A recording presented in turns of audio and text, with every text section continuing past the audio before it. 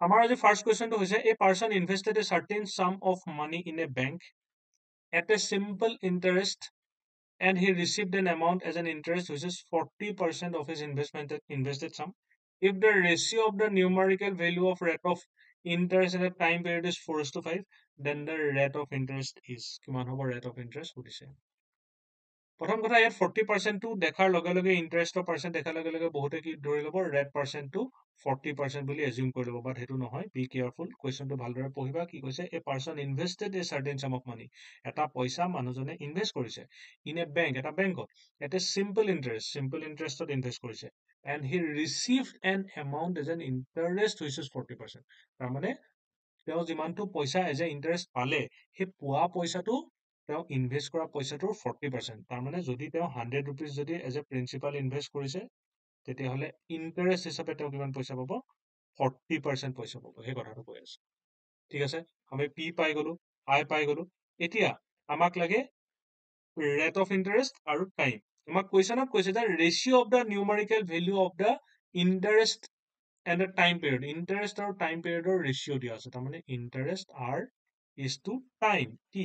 তাৰ ৰেচিঅ' দিয়া আছে কিমান দিয়া আছে 4:5 আৰু ৰেচিঅ' দিয়া থাকিলে সদায় আমি k ধৰি ল'ব পাৰো তাৰমানে ৰেট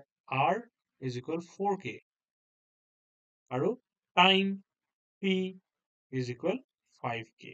ইণ্টাৰেষ্টত আমি ৰেচিঅ'ত ধৰি থাকিলে আমি k ধৰি ল'লো তো আমি r পাই গলো আমাৰ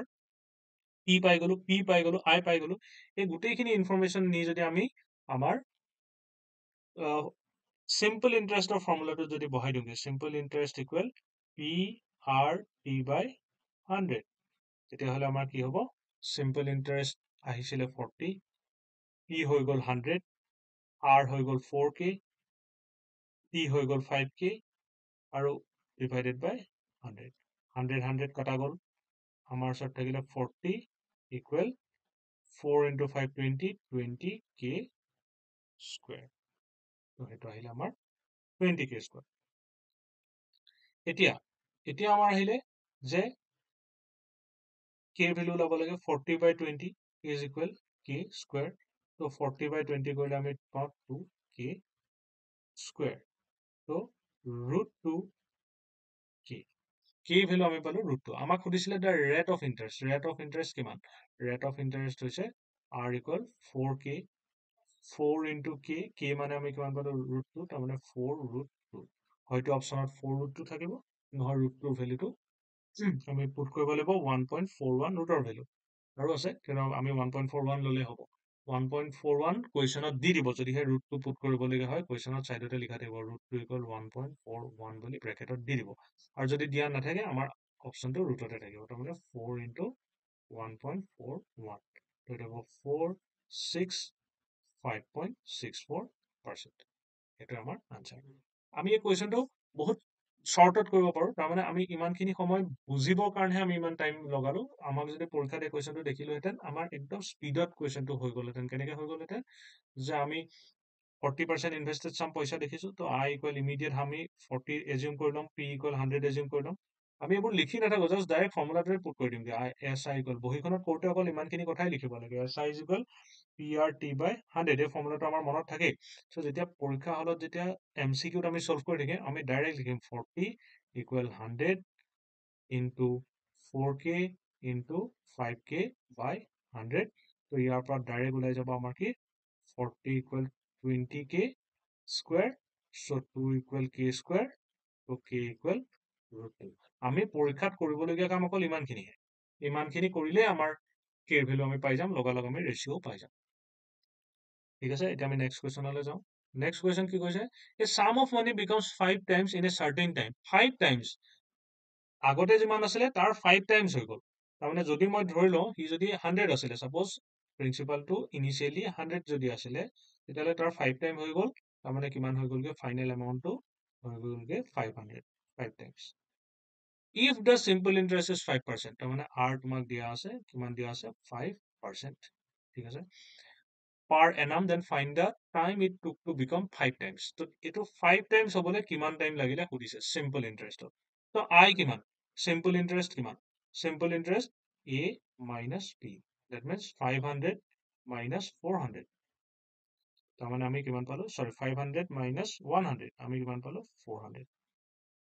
তাৰমানে আমাৰ যিটো সিম্পল ইন্টাৰেষ্ট সেইটো আমি পাইছো 400 এতিয়া সিম্পল ইন্টাৰেষ্টৰ ফৰ্মুলাত নি পুট কৰিলে হ'ল সিম্পল ইন্টাৰেষ্টৰ ফৰ্মুলাটো আছিলে SI ইকুৱেল PRT by 100 ইয়াত যদি আমি সিম্পল ইন্টাৰেষ্ট 400 পুট কৰো প্ৰিন্সিপাল যদি 100 পুট কৰো ৰেট অফ ইন্টাৰেষ্ট যদি 5 টাইম t পুট কৰি তলত 100 ইমিডিয়েট ওলাই যাব এইটো কাটি দিলো 100 100 so 400 divided by 5 equal t that means আমাৰ কিমান হ'ব t ভ্যালু হৈ যাব 400 ক 5 ৰে আমি ডিভাইড কৰিব লাগিব 400 ক 5 ৰে ডিভাইড কৰিলে 80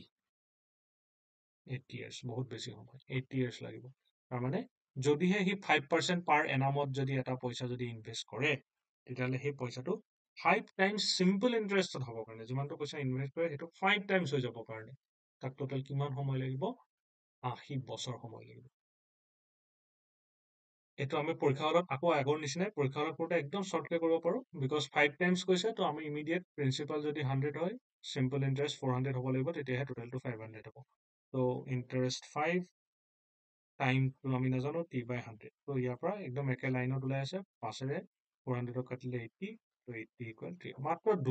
দু লাইনত আনসাৰ ওলাই যাব পৰীক্ষা হলত খালি আমি বুজোতে অকমান দীঘলীয়াকে বুজিবলগীয়া হয় Next question line. Next question keep question. A person invested a certain sum of money in a bank. It becomes 3 by 2 of itself. 3 by 2 of itself মানে যদি এনেকে fraction যদি দিয়ে সদায় তলৰটোক আমি p ধৰি লম তলৰটোক principal আৰু ওপৰটোক a ধৰি লম তাৰমানে যিমানটো পইচা সি হ'বগে তেতিয়াহ'লে simple interest কিমান হ'ব simple interest 3 minus 2 1 ঠিক আছে কিয় 3 minus 2 because a minus p total amount minus principal কৰিলে simple interest পাওঁ okay এতিয়া আমি ডাইৰেক্ট গৈ সেইটো আমাৰ SI ইকুৱেল ফৰ্মুলা পুট কৰি দিব পাৰিম কি কৈছে পিছত তোমাক বিচাৰিছে যে itself in x year এটা simple interest of 5% per annum find x তো আমাৰ simple interest of formula নি যদি আমি পুট কৰি দিও SI ইকুৱেল PRT by 100 তো SI আমাৰ কিমান আছে 1 প্ৰিন্সিপাল আমাৰ কিমান 2 ৰেট অফ ইন্টাৰেষ্ট আমাৰ কিমান 5 টাইম t by 100 বাস 5 ৰে 100 of 20 times 20 ৰে 10 times তো এটা এই 10 টো ইফালে লৈ গলে 10 ইকুৱেল t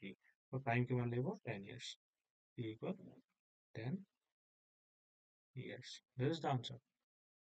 আমি কৰোতে একদম সহজ খালি কৰিবলৈ বিৰাটেই সহজ